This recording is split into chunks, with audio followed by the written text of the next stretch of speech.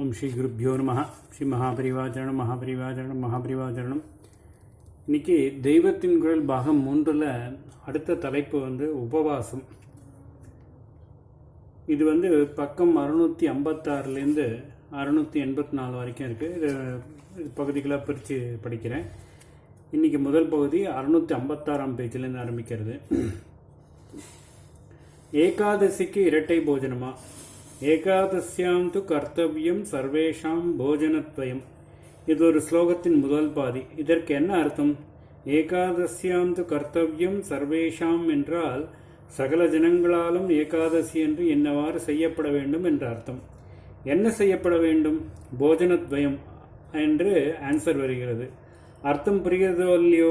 துவயம் என்றால் 2, போஜனத்வயம் 2 தரம் சாப்பாடு. எல்லோரும் ஏகாதசி என்று 2 தடவை போஜனம் செய்ய வேண்டியது என்று அர்த்தமாகிறது. இதென்ன ஏகாதசி என்றால் பட்டினி தண்ணீர் கூட இல்லாமல் நிர்ஜலமாக இருக்க வேண்டும் என்பார்கள். இங்கேயானால் ஒரு தடவை மட்டுமில்லை 2 தடவை போஜனத்வயமாக சாப்பிட்டாக வேண்டும் என்று சொல்லியிருக்கிறது. இது விசித்திரமான வார்த்தை விளையாட்டு பண்ணியிருக்கும் ஸ்லோகம். இதில் போஜன என்று வருகிறது. அதை போ ஜன என்று 2 வார்த்தைகளாக பிரித்து கொள்ள வேண்டும். அப்பொழுதுதான் சரியான அர்த்தம் கிடைக்கும். போ என்றால் ஓய் என்று கூப்பிடுவதாக அர்த்தம். போ ஜன என்றால் ஓ ஜனங்களை என்று எல்லா மக்களையும் கூப்பிடுவது. இப்பொழுது நான் சொன்ன ஸ்லோகத்துக்கு பாதி ஸ்லோகத்துக்கு என்ன அர்த்தமாகிறது என்றால், ஜனங்களே, ஏகாதசியில் எல்லாராலும் 2 செய்யத்தக்கன, அதாவது 2 காரியம் செய்யத்தக்கன. 2 போஜனம் என்று அர்த்தமில்லை, 2 காரியம் என்று ஆகிறது.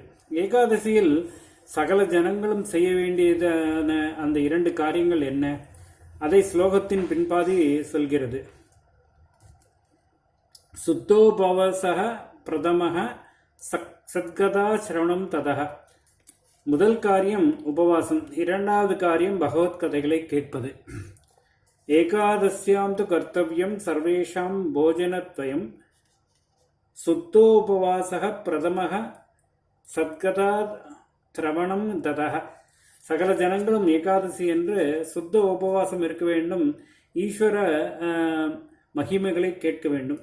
உபவாசம் எதற்காக? சுத்த உபவாசம் என்றால் முழு பட்டினி என்று உங்களுக்கு தெரிந்திருக்கும். உபவாசம் என்றால் கூட வசிப்பது, பகவானோடு கூட அவனுக்கு பக்கத்தில் ஒட்டி கொண்டு வசிப்பது தான் உபவாசம். அன்றைக்கு வயிற்றில் ஒன்றையும் தள்ளாவிட்டால்தான் அப்படி அவனோடு கூட கிட்டக்க வசிக்க முடியும். மனஸ் அவன் கிட்டக்கவே கிடக்க வேண்டுமானால் அதற்கு முதலில் வயிறு வெறுவனே கிடக்கணும். சாப்பிட்டால் வயிற்றிலே கடபுடா, வேலை செய்ய முடிவதில்லை. மனசையும் இதிலே நிறுத்த முடிவதில்லை. வயிறு அடைசல் இல்லாமல் இருந்தால்தான் நன்றாக பிராணாயாமம் பண்ணி மனசை சுத்தி செய்து கொண்டு ஒருமுகமாக நிறுத்த முடியும். பெரிசாக மூச்சடக்கி கும்பகம் பண்ண வேண்டும் என்று இல்லாவிட்டாலும் தடைப்படாமல் தீர்க்கமாக சுவாசம் விடும்படியாக இருந்தால்தான் மனஸ் தியானத்தில் நிற்கும். வயிற்றில் கனம் இருந்தால் இப்படி ஃப்ரீயாக சுவாசிக்க முடியவில்லை.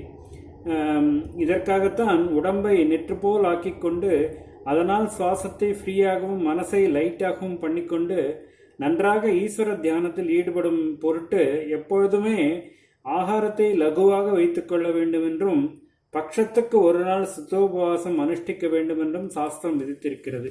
இந்த உடம்புதான் நான் என்று நினைத்து கொண்டிருப்பதால் தான் சதா இதற்கு சவரட்சணை பண்ணுவதையே காரியமாக வைத்துக்கொண்டு ஆத்மாவை கோட்டை விட்டு கொண்டிருக்கிறோம்.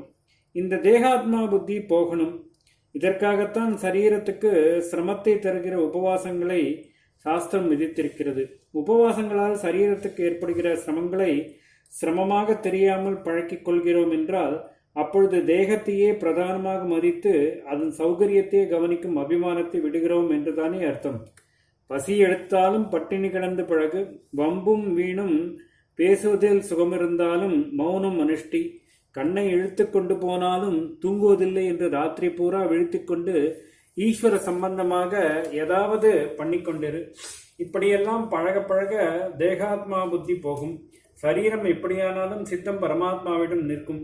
இப்பொழுது பிடித்து பழக்கிக் கொள்ளாவிட்டால் மரண யாதனை